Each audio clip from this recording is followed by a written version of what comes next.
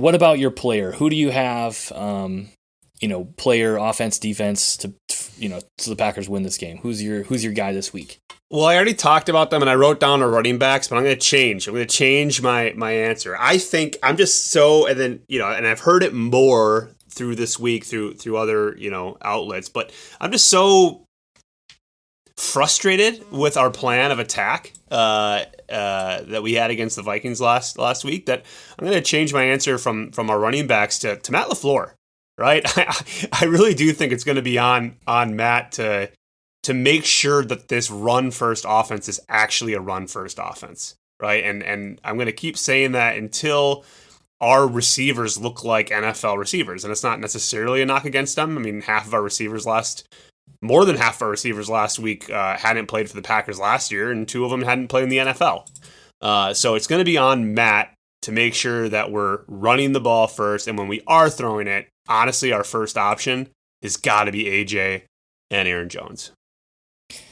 Okay, I mean, the segment's pick your player, not pick your coach, but I'll let it slide this week. Just don't let it happen again. Hey, man, I stand by it. All right. Well, okay. You mentioned this guy earlier, and I'm going to take Kenny Clark because I think you're right. I think, a Pro Bowl defensive tackle, and then if he's able to blow up the middle of that offensive line for the Bears, get in the backfield, make some tackles, but also put some pressure on Justin Fields. I think that's going to go a long way in containing him and stopping the run and having a successful day defensively. So I'm going to go with Kenny Clark. I think a big day from him goes a long way for Packers getting in their first win of the season. I love it. Well, I don't know if you've looked this up yet, but as always, I've looked up the line on the favorite. And do you have any idea what this point spread is supposed to be here for Sunday night? I don't have any idea. Nope. The Packers are 9.5 point favorites. Oh my God! Wow. Which I just don't. I mean, that's a huge spread in the NFL. Obviously, it's a home game. Obviously, it's a get-right game. I think maybe it's sucker money, right? Like, I think the people who don't bet often, and I don't actually bet, but I think the people that don't bet often are like, hey, wait a minute, the Bears just won and the Packers just lost. Let's put all our money on the Bears. And I think this is a get-right game for Green Bay, but that's a scary spread. Do you think that the Packers will not only win, but win by 10 points? I want to be careful because I don't want to be a homer, but I also want to be confident in my team, and I do think the Packers probably win by 10 points or more. God, I hope they do. But at the end of the day, I just want to win. That's all we need at this point. So what do you got for a score? The over under is 42.5 points. They are saying it's a lower scoring game, but you willing to put a score out there for us? Yeah, I've got the Packers winning this game 24-13. Ooh, I like that. Yeah, I'm going to have the Packers winning as well. I think this is a get-right game, and I do think this is a game that we quote-unquote dominate.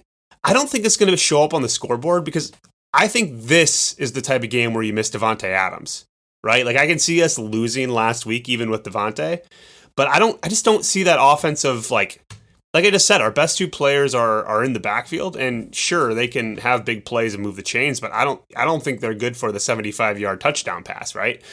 So I do have the Packers winning as well. I have it a little bit higher than that. I have the Packers winning 27-21, which would be the over. But I think a little bit tighter than the 10-point spread that Vegas is offering.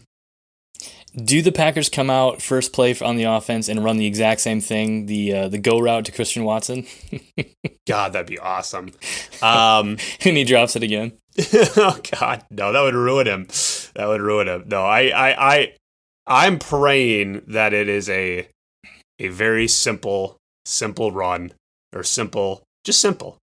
Even those screens that we not screens, even those slants that we were throwing earlier in the half, to I think Cobb on a 3rd down play, just quick passes. Let's just not. Goal number 1, honestly, should be so simple that Aaron doesn't get touched. 1 to 3-step dropbacks, and not for the sake of keeping him healthy. Obviously, that's great, but like just quick developing plays where we're not going to get in too much trouble, right? And that's my goal for the game. Yeah, on that note, let's talk a little bit quickly about the injury report. So we're recording this on Thursday. The report came out yesterday, Wednesday. David Bakhtiari still on the injury report. Obviously, he was limited on Wednesday, as was Elton Jenkins. Jake Hansen was actually on the injury report as well, but he was listed as a full participant. And John Runyon, who I think is in concussion protocol, did not participate at all in the practice. So the good news, though, go ahead. Yeah, but I think he's listed as questionable, and both of our offensive linemen, Bakhtiari and Jenkins, are indeed questionable. Do you think we see them playing, Jenkins and Bakhtiari? No, I don't think so. We haven't really gotten any indication. Like, until they're full participants, I don't think there's any reason to believe they're going to play. Yeah. Yep. I agree. Yep. I don't see Quay Walker on here. Am I missing it? You're missing it. He is on here, but he was listed as a full participant yesterday for his shoulder. So that's good. You know, he's probably going to play. Love it. Well, that does it for us today. Thank you, everyone, for listening to another episode of the Green and Golden Boys Packers podcast. Don't forget to subscribe and rate us on your favorite podcast service. And as always, go Pack Go.